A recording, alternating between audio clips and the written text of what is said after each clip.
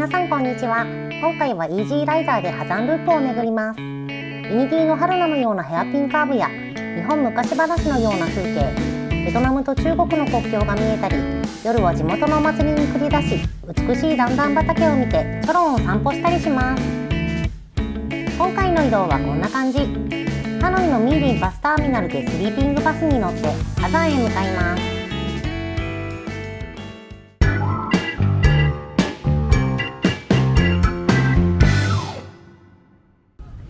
ミーディンバスターミナルに着きました。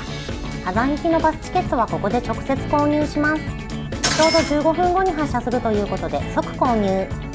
今回乗るのはこの青いスリーピングバス。実はバスのシートでまた一豆ありました。謎のおばちゃんが私たちを広い席に追いやろうとするのです。アジア人は舐められがちなので毅然とした態度で対応しましょう。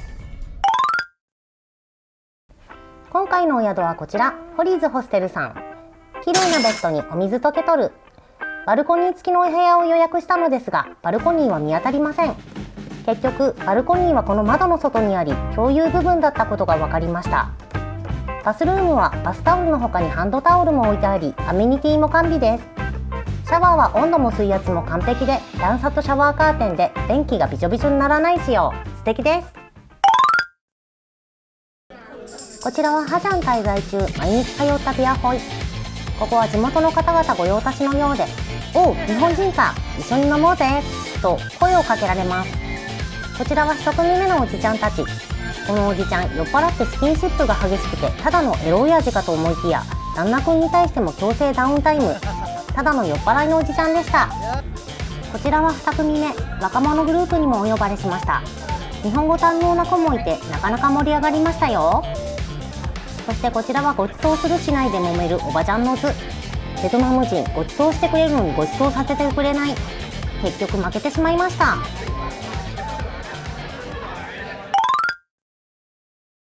それではハジャンループに出発です。その前にハジャンループとは、ベトナム北部の山岳地帯を巡るルートのことです。この辺りは数多くの少数民族が暮らしており、まだ未開の美しい景色が広がっています。有名なサパは観光地化が進んでおり、よりありのままが見ることができるハジャンは今のうちに行っておくべきポイントなのです。1日目はドンバンという町まで進みます。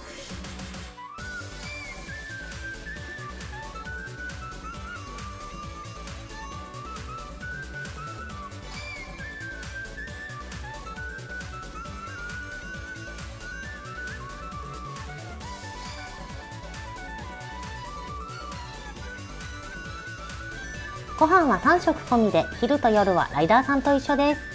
4人でこの量豪華すぎでしょう。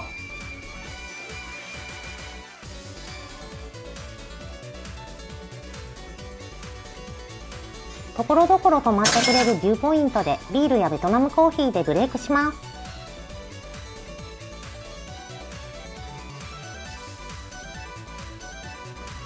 この連続ヘアピンカーブも登ってきました。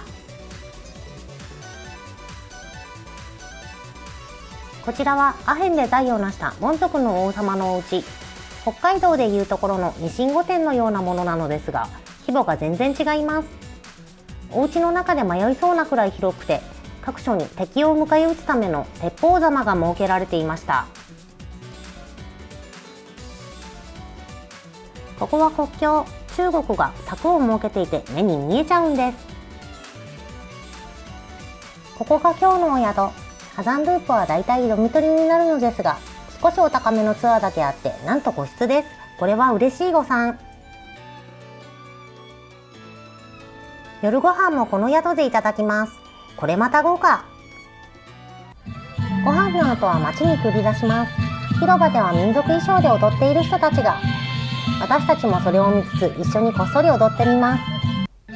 目ざとく見つけられ、輪に混ざって踊ることに。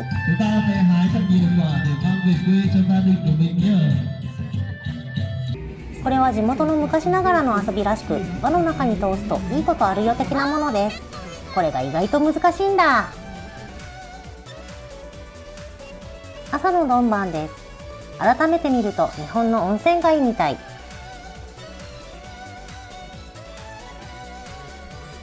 それでは2日目、ルンホーに向かってスタートです。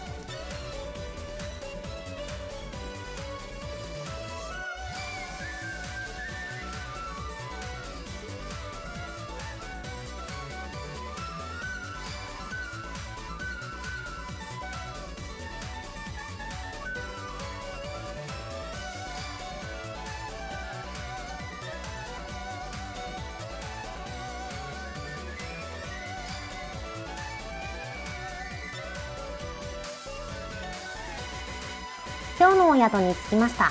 ここ部屋の鍵をもらおうと思ったら、なくしたからないけどオーナーが見てるから大丈夫とか言って鍵なしでした。鍵問題はあったものの、窓からの景色は最高でホームステイ感あってよかったです。宿でバスタオルをゲットした後は滝遊び。欧米の方々はいついかなる時も水着を持っているようです。私たちは水着なんて持ってきていないから服のまま参戦。華麗な飛び込みにはみんなで拍手です。夜は宿でご飯をいただいてナイトライフの始まりです。とにかく踊る踊る踊る。この裸のお兄ちゃんはよそのツアーガイドさん。汗だくになって盛り上げていくのはプロ根性。楽しかったです。3日目の朝は大きい市場を意味するチョロンを見学。この辺りで一番のチョロンらしく、少数民族の方々がたくさんいました。生きている牛や豚、鳥にヤギが売られていると思ったら、普通の生活用品も売られていて、ここで手に入らないものはないと思います。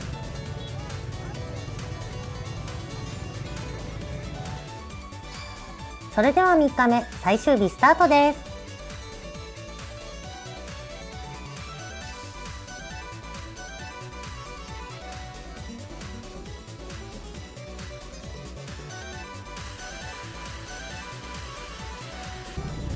これぞハザンループの光景です。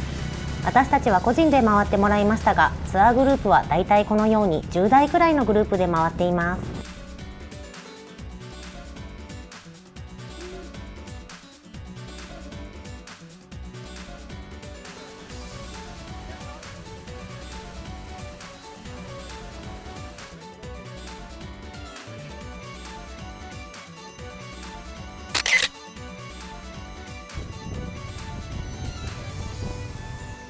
2泊3日のハジャンループイージーライダーの旅いかがでしたか？日本円にして1人2万5千円弱とちょっとお高めではありますが、私たちは行って大満足でした。大人数でドミトリー泊だともう少し安いツアーもあります。映像で伝えるのは限界があるので、興味を持った方はぜひ行ってみてください。次回、ベトナムの古都フエを訪れます。